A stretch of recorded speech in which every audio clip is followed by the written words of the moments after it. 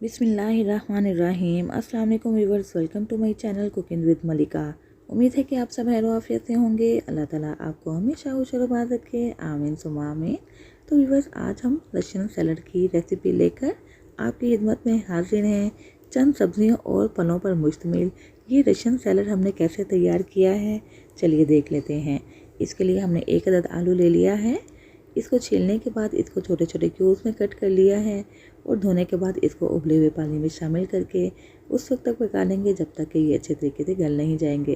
तकरीबन 3 से 4 मिनट तक इसको उबले हुए पानी में गला लेंगे। और इस तरह ये आलू तैयार हो चुके हैं। इनको निकाल लेते हैं, एक साइड पे रख लेते हैं ताकि अच्छे तरीके से ठंडे हो जाएं। और इसी पानी के अंदर शामिल कर देंगे 1 कप के करीब मटर। और मटर को बस हमने 1 मिनट के लिए ब्लैंच करना है, इससे ज़्यादा इसको कुक नहीं करना है क्योंकि ये फ़ौरन से ही सॉफ्ट हो जाएंगे। तो मटर भी हमारे 1 मिनट के लिए ब्लैंच हो चुके हैं। इनको भी निकाल के रख देते हैं एक प्लेट के अंदर। और इसी तरह तैयार कर लेंगे गाजर। 1 कप गाजर लेकर इसको भी छोटे छोटे क्यूब्स में कट कर लिया है और इसको भी इसी उबले हुए पानी में शामिल कर देंगे जिसके अंदर हमने आलू और मटर बॉयल कर रखे हैं। तो इसको भी बस 1 मिनट के लिए ब्लैंच करेंगे क्योंकि हमने इसको छोटे छोटे टुकड़ों में काट रखा है, तो ये जल्दी से ही गल जाएंगे। तो गाजरों को भी हमने निकाल के रख लेना है एक साइड पे और इनको अच्छे तरीके से ठंडा कर लेंगे। ठंडा करने के बाद फ्रिज में रखेंगे ताकि ये सारी चीज़ें अच्छे तरीके से चिल्ड हो जाएं। यहाँ पे हमने अंगूर ले लिया है, पाइनएप्पल ले लिया है जो कि इस रशियन सैलड की जान है। 3 अदद केले ले लेंगे और साथ ही 1 सेब ले लेंगे। अब ये फ्रूट हमने टाइम पे ही काटने हैं। तो सबसे पहले हम सॉस तैयार कर लेते हैं। सॉस तैयार करने के लिए 1 टेट्रा क्रीम पैक ले लेंगे। इसको शिफ्ट कर देंगे बाउल के अंदर और उसके बाद 1 कप के करीब शामिल कर देंगे मायोनेज़। और उसके बाद इसमें थोड़े से मसाले शामिल करेंगे। ½ टी स्पून के करीब शामिल कर देंगे काली मिर्च पाउडर, 1/4 टीस्पून शामिल कर देंगे सफ़ेद मिर्च का पाउडर और थोड़ा सा ही नमक शामिल करेंगे। तकरीबन 1 चुटकी के करीब, बस इतना ही ये काफ़ी रहेगा। अब इसमें शामिल कर देंगे पिसी हुई चीनी। 2 टीस्पून भर के मैंने पिसी हुई चीनी शामिल कर दी है। आप अपने टेस्ट के अकॉर्डिंग इसको शामिल कर सकते हैं। तो बस ये थोड़े से मसाले हैं जो हमने मिक्स करने हैं क्रीम और मायोनेज़ के अंदर। तकरीबन 1 मिनट के लिए इसको बीट कर लेंगे जिससे कि क्या होगा कि ये बड़ा क्रीमी सा टेक्सचर आ जाएगा और साथ ही थोड़ी सी फ्लफ़ी हो जाएगी ये क्रीम।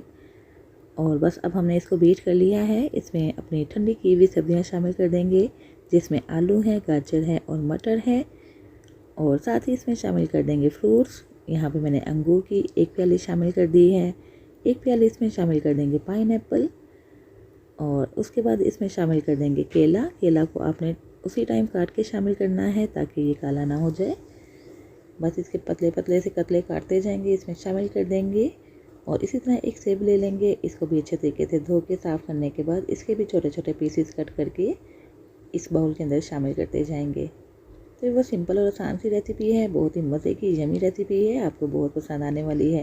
ज़रूर ट्राई कीजिएगा और काइंडली मुझे फीडबैक देना मत भूलिएगा।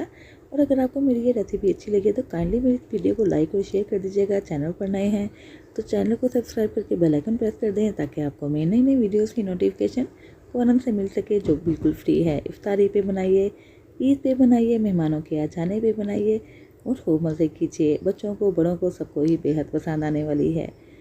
तो बस मज़ेदार सा रशियन सैलड तैयार हो चुका है। तो अब हम ले लेंगे सर्विंग डिश और इसमें डिश आउट कर देंगे अपना मज़ेदार सा रशियन सैलड। तो बस रेस्टोरेंट के महंगे महंगे रशियन सैलड मत खाइए, बाज़ार से कई गुना बेहतर और शादियों जैसा फ्लेवर घर में डेवलप कीजिए। सिंपल तरीके से बहुत ही जल्दी बन जाने वाला रशियन सैलड तैयार कीजिए और खूब इंजॉय कीजिए। ये देखिए कितना क्रीमी इसका टेक्सचर आया है। थोड़ी सी इसकी गार्निशिंग कर देंगे अनार के दानों के साथ। और इस तरह बहुत ही सिंपल तरीके से जल्दी बन जाने वाला रशियन सैलड तैयार है। ज़रूर ट्राई कीजिएगा और रेसिपी अच्छी लगे तो काइंडली लाइक करना मत भूलिएगा। इसके साथ ही व्यूअर्स इजाज़त चाहती हूँ, फिर हाजिर होंगी इंशाल्लाह एक नई रेसिपी के साथ। अपना बहुत सा ख्याल रखिएगा, मुझे भी दुआ में याद रखिएगा। अल्लाह हाफिज़।